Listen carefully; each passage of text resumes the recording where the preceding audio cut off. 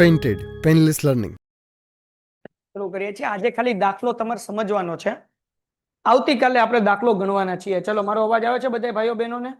બધા લોકોને મારો અવાજ આવે છે દીકરાઓ? ચેપ્ટર જે છે ને એ થોડું કરવા જેવું છે।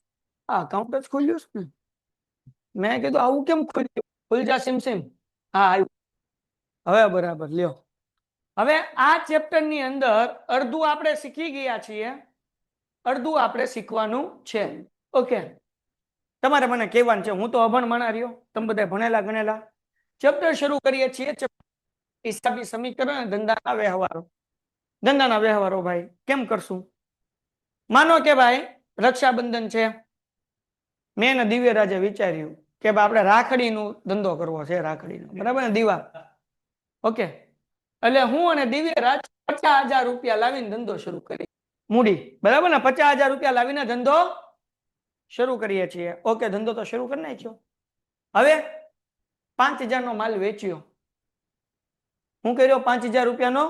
પેલા તો ખરીદીએ ને, પેલા તો 50,000 રૂપિયા લાવી, હા, 25 નો ઠોકડો મેં કહી દો ને 25 નો ઠોકડો દિવ્યરાજે કહી દો ને, થયા 50,000। બોલો સાહેબ, હવે એમ કીધું હવે રાખડી લઈ આવીએ।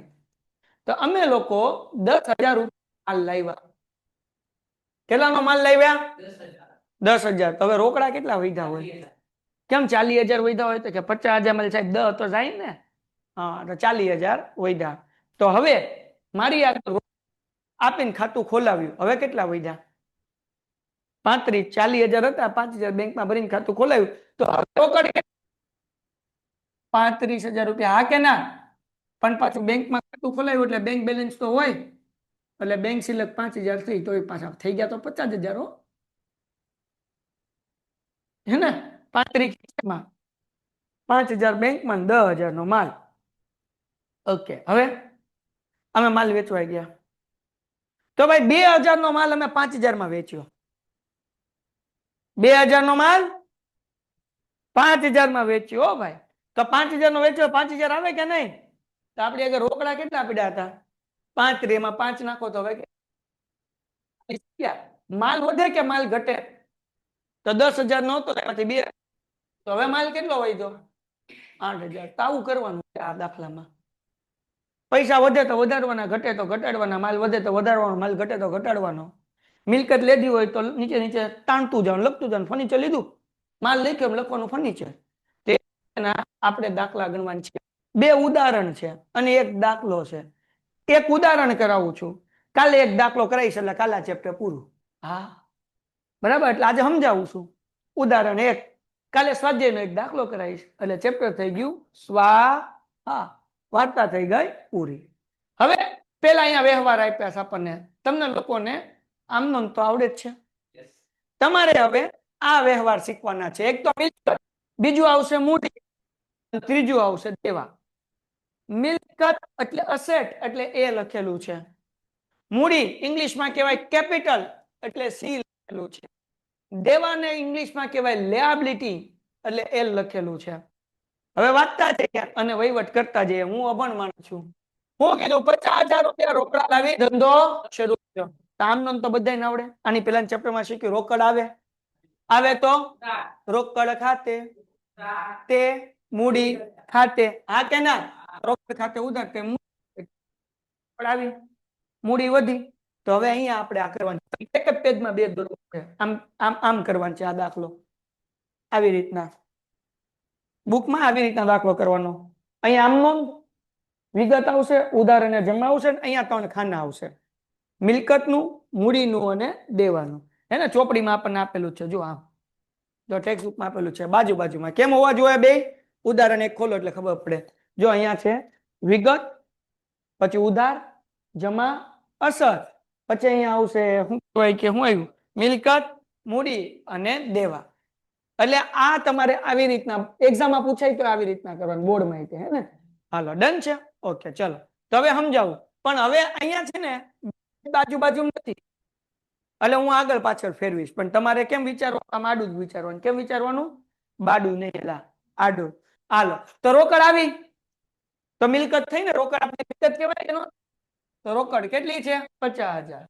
ધંધો શરૂ કરવા માટે જે રોકડ લાવો એને કહેવાય મૂડી। મૂડીમાં 50,000, દેવા કાંઈ નહીં, 0 બીજી એન્ટ્રી 10,000 નું ફર્નિચર ખરીદ્યું ફર્નિચર આવે રોકડ આવે ઈ ફર્નિચર ખાતે તે રોકડ ખાતે 10,000 10,000 આપણે આગળ રોકડ કેટલા હતા 50,000 10,000 વધે કે ઘટે ઘટે ને હા કે ના તો રોકડ હતી 50,000 ફર્નિચર ખરીદ 10,000 હવે રોકડ કેટલી વધી પણ ડોહું ફર્નિચર તો આવ્યું નહીં આપણી મિલકત જ કહેવાય ને તો નીચે લખી નાખવાનું ફર્નિચર 50,000 એમને મૂડી એમને ઓલું એમને એના કઈ ચાળા કરવાના નહીં સમજાણું રોકડ ઘટી એટલે 50 માંથી 10 કાઢ્યા 40,000 પેન્ટેડ એપ્લિકેશન ધોરણ 6 થી 12 ના વિદ્યાર્થીઓ માટે અપડેટ થઈ ચૂકી છે આ એપ્લિકેશનમાં શું છે બધા જ વિષયના વિડિયોઝ છે ગુજરાતની બેસ્ટ ફેકલ્ટી દ્વારા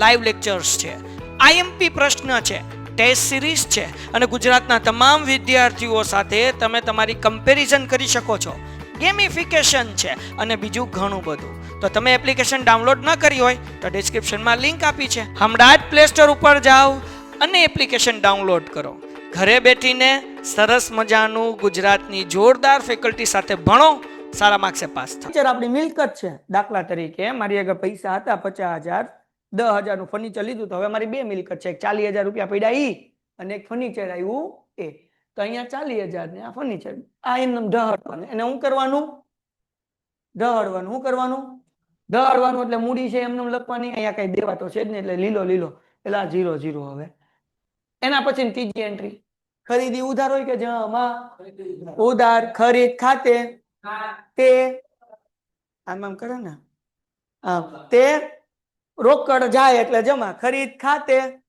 આપણે આમ કરું ખરીદ આવે માલ આવે હે આમ આવે ને એટલે આપણે ઊંધું પડ્યું કે ખરીદ ખાતે ઉધાર રોકડ જાય જમા હે ને ખરીદી ઉધાર રોકડ જાય એટલે જમા ઓકે કેટલાનો માલ હતો આપણે પડ્યા 40,000 પડ્યા છે ને કેટલા પડ્યા તો 40 લખ્યા રોકડ માલ ખરીદી કીધો 12,000 વૈધા હવે કેટલા ફર્નિચર 10,000 નું એમને સ્ટોક હવે જે માલ લીધો એને સ્ટોક કહેવાય ને શું કહેવાય કેટલાનો માલ લીધો હતો 12,000 એ લખી નાખ્યું થઈ ગયા પાછા 50,000 હે ને ton ton ton ton ton ton હજી એક વખત 40,000 પડ્યા હતા 12,000 રૂપિયાની રાખડી લઈ આવ્યો વૈધા 28,000 ફર્નિચર એમને જે રાખડી લાવ્યો એને કહેવાય સ્ટોક શું કહેવાય એ છે 12,000 રૂપિયા ડન બાકી આ ઢળવાનું એના કઈ ચાળા કરવાના તો સાહેબ મૂડીમાં શું લખવાનું જ્યારે નફો થતો હોય ત્યારે મૂડીમાં પ્લસ કરવાનું જ્યારે નુકસાન થતું હોય ત્યારે મૂડીમાંથી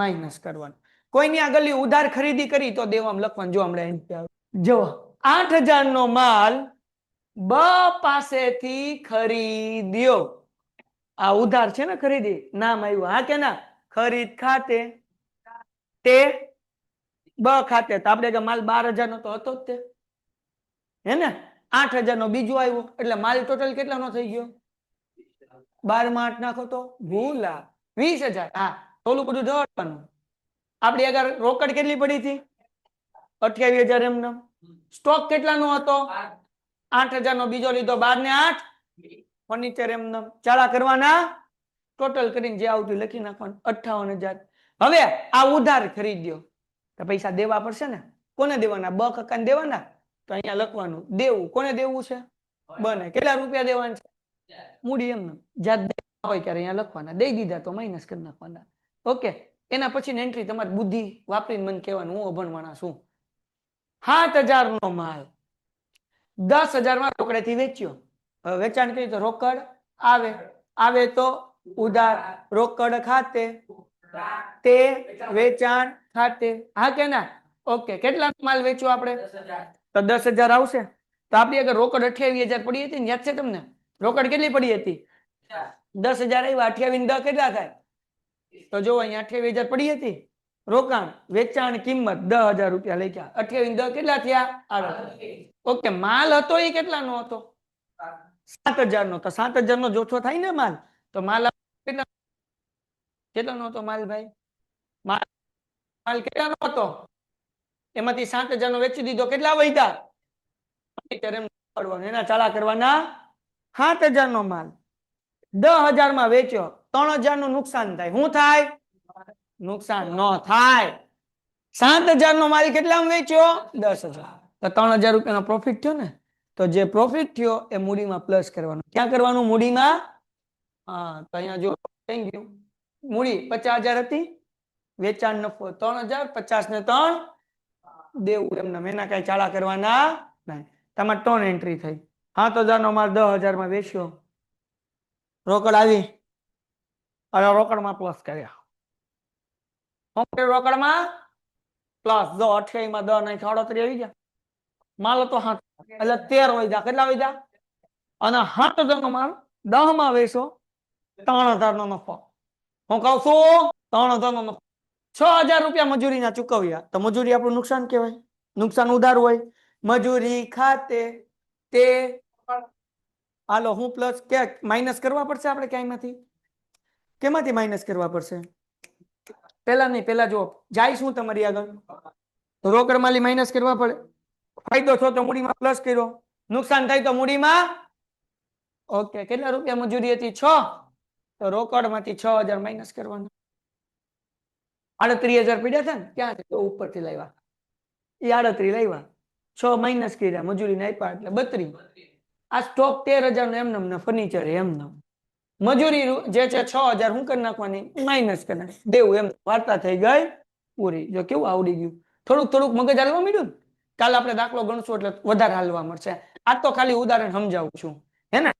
આજે જ દાખલો ગણાઈ દે, પણ ઓલું હરખા ખાતા દોરેલા નથી તો ખોટું ઓલું કઈક આમ સમજેલું હોય ને તો કપો પડે, પછી ઓલું નવું નવું લાગે. હાલ 1,000 રૂપિયા મજૂરીના ચૂકવવાના બાકી. 1,000 રૂપિયા મજૂરીના ચૂકવવા બાકી. હજી એક વખત સાંભળો, તમારે જવાબ દેવાનો છે એટલે હું બોલું. 1,000 રૂપિયા મજૂરીના દેવા બાકી, ચૂકવવા બાકી.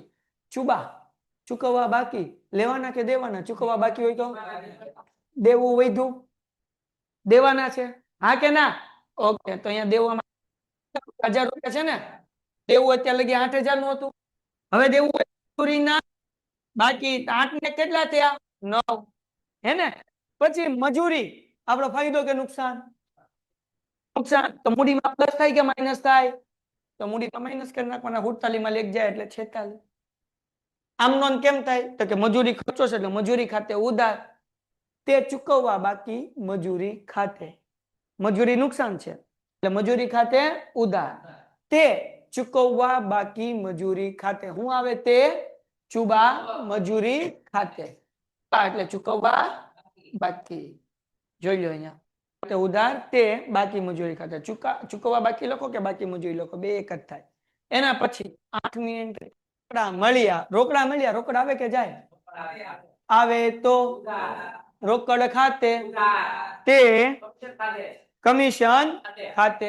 તો પેન્ટેડ એપ્લિકેશન ધોરણ 6 થી 12 ના વિદ્યાર્થીઓ માટે અપડેટ થઈ ચૂકી છે. આ એપ્લિકેશનમાં શું છે?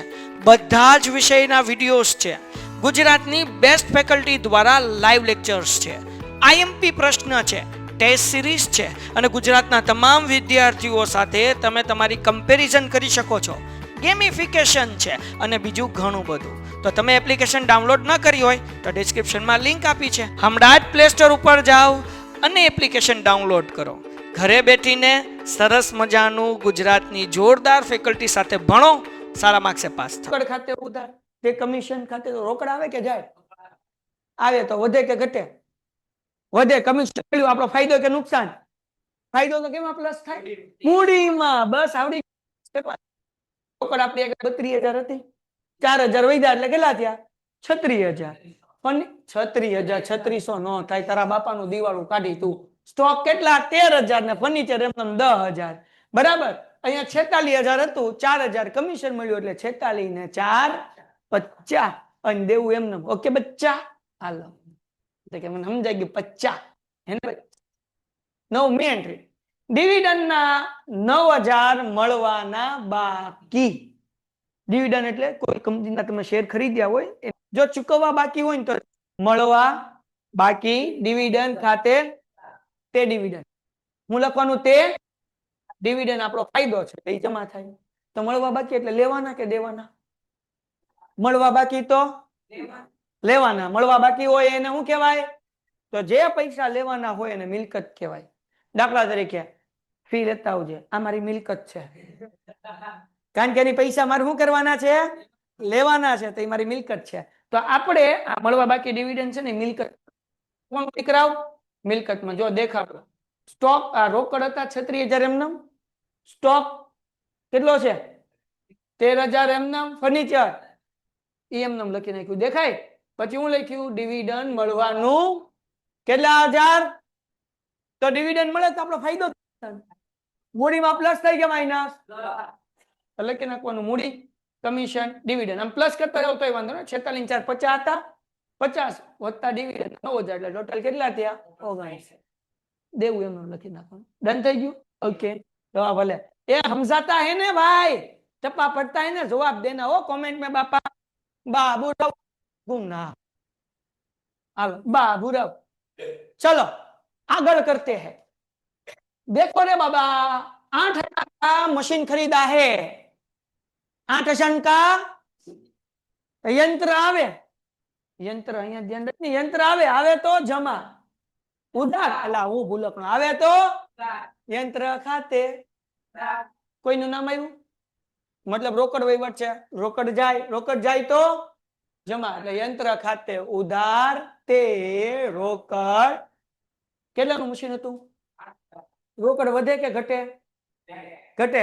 यंत्र આપણી મિલકત કહેવાય, ખરીદી તો રોકડ ઘટે. આવે તો રોકડ હતી અહીંયા આપણી આગળ 36,000, 8,000 નું યંત્ર ખરીદ્યું એટલે વૈધા કેટલા 28. સ્ટોક ફર્નિચર ડિવિડન્ડ એમ હવે એક મિલકત પાછી વધી, કઈ વધી એટલે 8,000 રૂપિયા યંત્ર લખી નાખ્યા. આ બધું એમ તમે એના શાળા કરવાના નહીં. પછી પછવાડું રાધા પાસેથી ખરીદી, રાધાને ગમે કાળો કાન. 25,000 ની હું ખરીદી, જમીન ખરીદી. તો જમીન આવે ને ધંધામાં, આવે તો જમીન ખાતે રોકડ જાય ને, નો જાય. નામ આવ્યું રાધા એટલે રાધા પાસેથી ખરીદી છે, રાધા પાસેથી ખરીદી એવું લખ્યું. રાધાને મતલબ રાધા આગળ ઉશીની એટલે ઉશીની ઉધાર લીધી. કેવી લીધી, આપણે એમ કીધું રાધા રાધા હું ગોપી નાગી કરી દઈ, તું મને જમીન દઈ દે. કે હા તો વાંધો પછી પૈસા દઈ દે, લઈ જા. મસ્તી કરું છું. તો ભાઈ આપણે જમીન ખરીદી એટલે જમીન ખાતે તે રાધા હાથે. તા તો આપણું દેવું થયું ને, રાધાને પૈસા તો દેવા પડશે. ઓકે, પણ ધંધામાં જમીન આવી તો જમીન મિલકત કહેવાય, મૂડી કહેવાય કે દેવું કહેવાય? હા, મિલકત કહેવાય. તો આ બધું એમને ઠપ કરવાનું, રોકડ, સ્ટોક, ફર્નિચર, ડિવિડન્ડ, યંત્ર. પછી લખવાનું કેટલા રૂપિયાની 25,000. અને આ છે આપણું દેવું. કોને દેવું, રાધાને. તો અહીંયા લખવાનું દેવું, કૌંસમાં લખવાનું એવું કઈ ગીત 12મી એન્ટ્રી 20,000 રૂપિયા બેંક લોન લીધી અને રોકડ ઉપાડ્યા. બેંકમાં લોન લીધી હાય અને રોકડ ઉપાડ્યા તો રોકડ આવે, આવે તો રોકડ ખાતે ઉધાર. અને તે બેંક લોન ખાતે શું આવે, બોલો જોયું કે નહીં, કયું મૂવી હતું અક્ષય કુમાર નું, હાઉસફુલ ટુ. હાય રોકડ ખાતે ઉધાર અને તે બેંક લોન ખાતે. હવે બેંક આગળ લોન લીધી, રોકડ આવ્યા તો રોકડ વધે કે ઘટે, વધે. પછી આપણે બેંકને પૈસા દેવા પડે કે ન દેવા પડે, તેની મિલકત કહેવાય, મૂડી કહેવાય કે દેવું કહેવાય? બસ આવડી ગયું. રોકડ વધે તો 20,000 વધારે દેવાના, ટનટનાટ. રોકડ હતા 28, 20 ની લોન આવી એટલે થઈ ગયા 48. ફર્નિચર, સ્ટોક આ બધું એમને ઠપકાર દેવાનું, એના કઈ શાળા કરવાના, મૂડી એમને ઠપકાર દેવાનું. અહીંયા દેવામાં એક વધારે દેવાનું, હું દેવાનું બેંક લોન. વાર્તા દાખલો ગણીને હમણાં મને કોમેન્ટમાં મોકલો. ચલો ઉધાર બધાને સમજાઈશ ભાઈ? 15 જવાબ નો આપે ને ઈ બંદર. હાલો ફટાફટ સમજાતા હે, જવાબ નો આપે ઈ બંદર. હો ભાઈ બોલો 15 હોલ થઈ ગયા ભાઈ. હાલો ડન, ફટાફટ દાખલો ગણો ભાઈ. કેવી રીતના દાખલો ગણવાનો છે સમજાણું? ચોપડી આપો તો. ચોપડીનું ઉદાહરણ એક કાઢો. જો આવી રીતના ખાતા દોરવાનું, ચોપડીને દોર્યા છે એમ. આમ આગળ પાછળની બાજુમાં કરવાનું છે દાખલો, બાજુમાં. હો બાપા જાઓ જોવો જરા. હાલો આજે તમારે દાખલો જોઈ જઈને કરવાનું છે, કઈ વાંધો નથી. આવતીકાલે હું તમને સ્વાધ્યાયનો એક જ દાખલો છે કરાવીશ, એટલે આવતીકાલ ચેપ્ટર આપણું ફિનિશ. અને કાલ મારો પહેલો લેક્ચર હોય કે બીજો? બીજો જશે ને? હા તો બસ, તો કાલ કદાચ દાખલો મોટો છે તો 15-20 મિનિટ લેટ થાય તો માનસિક રીતે તૈયાર રહેજો. પહેલો લઈશ તો પૂરો ભાઈ. કદાચ કાલ પહેલો લેક્ચર હશે ને તો દાખલો અધૂરો રહી ગયો. કાલ પહેલો છે તો દાખલો અધૂરો રહી જાય ને તો 8:30 વાગે પૂરો કરાવવા આવીશ. હવે ટૂંકમાં કાલ ચેપ્ટર પૂરું કરવાનું છે એમ. હાલો, તમારું થોડું કઈ મારે બાકી રખાય. અસર ન લખો તો હાલશે, પણ લખો તો વાંધો નથી. મેન ઓલું છે, અસર નથી. બાકી મેં તમને જે સમજાવ્યું ની જ છે. રોકડ વધે, મૂડી વધે, દેવ વધે, હા હાલે, એમાં કઈ વાંધો નહીં. જે જો માલ આવ્યો, રોકડ ઘટી, એ જ બધું લખવાનું છે. માલ આવ્યો, દેવું વધ્યું, સમજાણું? એ લખાય એટલે અસર લખો તો વાંધો નહીં. કાલ હું લખાવીશ અસર તમ તાર. સર આજે અમારે અકાઉન્ટ નો પેપર હતો 50 માર્ક્સ નો, કેટલા આવ્યા તારે? 20. બીજા કોઈ પેપર હતું અકાઉન્ટ નું? સરસ. સ્ટેટમાં ઢાંકણીમાં પાણી લઈને ડૂબી મરો. 25 માંથી 20. સરસ. હે?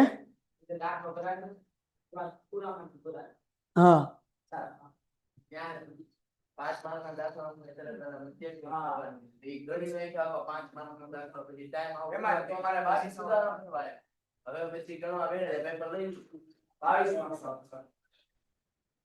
આવ્યા 17. હવે 20 ઉપર. કાલે આપણે દાખલો કરીએ છીએ, થોડું તૈયારી સાથે આવજો એટલે વાંધો ન આવે. ખાતા દોરીને રાખજો. સર અકાઉન્ટના વીકમાં 2 જ લેક્ચર હોય છે, કેમ હોય છે? સ્ટેટિસ્ટિકમાં 1 જ હોય છે, એવું કેમ?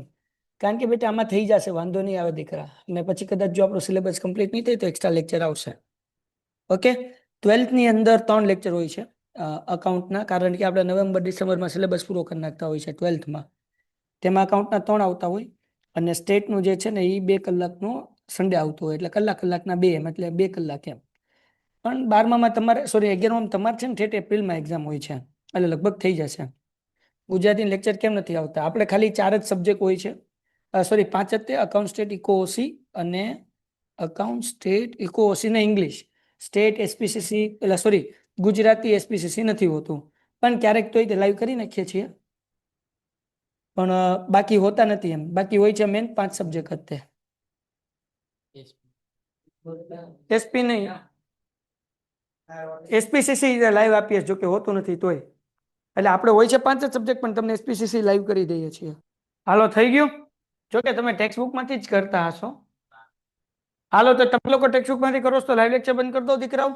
કરી નાખશો તમે લોકો બધા? આ દાખલો કેટલા માર્ક્સનો પૂછાય? 8 માર્ક્સનો દાખલો પૂછાય અને 8 એન્ટ્રી હોય. ત્યાં તમને 6 માર્ક્સનું હશે તો 6 માર્ક્સનો પૂછાશે અને 6 એન્ટ્રી હશે. તો હું લાઈવ લેક્ચર બંધ કરી દઉં છું, તમે બધા લોકો લખી નાખજો. ડન છે? કાલે આપણે એક જ દાખલો કરશું, આ ચેપ્ટર કાલ ફિનિશ થઈ જશે. Painted, Painless Learning.